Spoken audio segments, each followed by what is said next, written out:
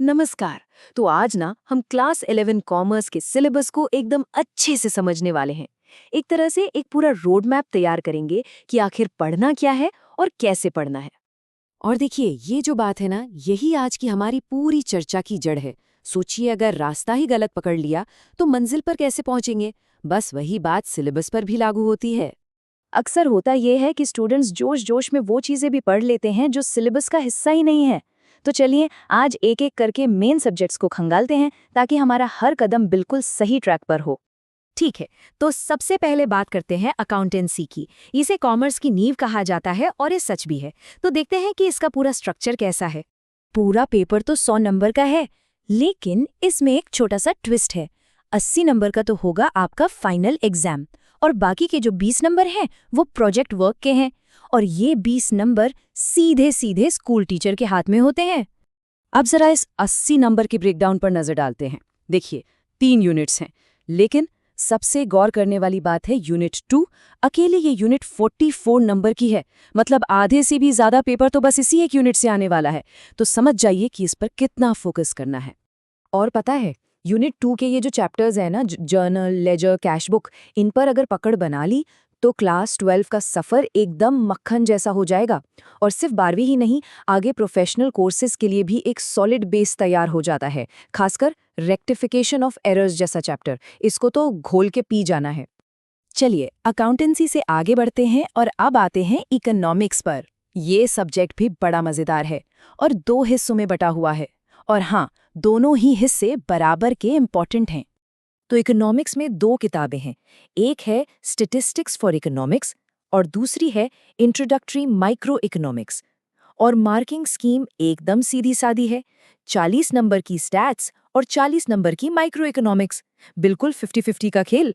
अब स्टैटिस्टिक्स वाला जो पार्ट है ना, वो एक लॉजिकल प्रोसेस को फॉलो करता है। मतलब पहले डेटा इकट्ठा करना सीखते हैं, फिर उसे ऑर्गेनाइज करना और आखिर में उसे ग्राफ और टेबल के जरिए अच्छे से प्रेजेंट करना।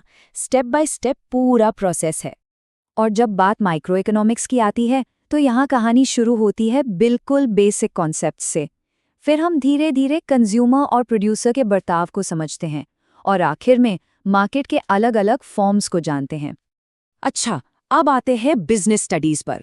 ये सब्जेक्ट असल में हमें बिजनेस की दुनिया की सैर कराता है और इकोनॉमिक्स की तरह ही ये भी 2 पार्ट्स में बटा हुआ है। तो जो पार्ट ए है वो पूरी तरह से बिजनेस की बुनियाद के बारे में है। मतलब बिजनेस कितने तरह के होते हैं, कौन कौन सी सर्विसेज होती हैं और बिजनेस की समाज के प्रति क्या जिम्मेदारियां होती हैं। कह सकते हैं कि ये बिजनेस की ABCD है। फिर आता है पार्ट बी, जो थोड़ा और डीप जाता है। इसमें हम फाइनेंस और ट्रेड की बारीकियों को समझते हैं। मतलब बिजनेस के लिए पैसा कहाँ से आता है, छोटे बिजनेस कैसे चलते हैं और देश के अंदर और बाहर व्यापार कैसे होता है। तो ये तो हो गए 3 कोर सब्जेक्ट्स। अब जरा बाकी के 2 जरूरी पिलर्स यानी इंग्लिश और मैथ्स पर भी एक नजर डाल लेते हैं। इंग्लिश का सिलेबस काफी सीधा है। मेनली 2 NCERT की किताबें हैं, हॉर्नबिल और स्नैपशॉट्स। इन्हीं में सारी कहानियां और कविताएं हैं जो हमें पढ़नी है। लेकिन सिर्फ किताबों से काम नहीं चलेगा। पेपर का एक बड़ा हिस्सा राइटिंग सेक्शन का होता है। इसमें note making, letter writing, poster making जैसी चीजें आती हैं। हाँ, ये जरूर है कि इसका फोकस स्कूल टू स्कूल थोड़ा बदल सकता है। और अब बात करते हैं मैथ्स की। जिन लोगों ने कोर मैथ्स लिया है उनके लिए एक बात साफ कर दूं, क्लास 11th का मैथ्स क्लास 10th वाले मैथ्स से बहुत अलग और एडवांस है। यहाँ बिल्कुल नए कॉन्सेप्ट्स देखने को मिलेंगे। एक तरह से ये एक नई दुनिया ही है। पूरे सिलेबस को 5 मेन यूनिट्स में बांटा गया है। इसमें सेट्स एंड फंक्शंस जैसे एकदम नए टॉपिक भी हैं और साथ ही स्टैटिस्टिक्स और प्रोबेबिलिटी जैसे पुराने टॉपिक्स के एडवांस्ड वर्जन भी हैं। और इन 5 यूनिट्स में कुल मिलाकर 14 चैप्टर्स हैं जो हमें कवर करने हैं। एक बात का ध्यान रखना बहुत जरूरी है कि हर चैप्टर पिछले वाले से जुड़ा हुआ है, इसलिए इन्हें एक लाइन से पढ़ना और समझना बेस्ट रहता है। तो कुल मिलाकर बात यह है कि एक बार अगर ये पूरा स्ट्रक्चर समझ में आ गया तो आगे का रास्ता बिल्कुल साफ हो जाता है। सिलेबस फिर कोई भूल भुलैया नहीं, बल्कि एक सीधा साधा नक्शा लगने लगता है। इससे टाइम भी बचता है और मेहनत भी सही जगह लगती है। एक आखिरी बात, ये तो हो गई सिलेबस की रेसिपी, लेकिन रेसिपी के साथ साथ बनाने वाले का अंदाज भी तो मायने रखता है ना? ठीक वैसे ही एक ऐसे टीचर या टीचिंग स्टाइल को ढूंढना जो अपने सीखने के तरीके से मैच करे, वो इस पूरी पढ़ाई में एक अलग ही मसाला डाल देता है। तो अब ये पूरा नक्शा तो हमारे हाथ में है। सवाल बस इतना सा है कि इस सफ़र की शुरुआत किस सब्जेक्ट से की जाए।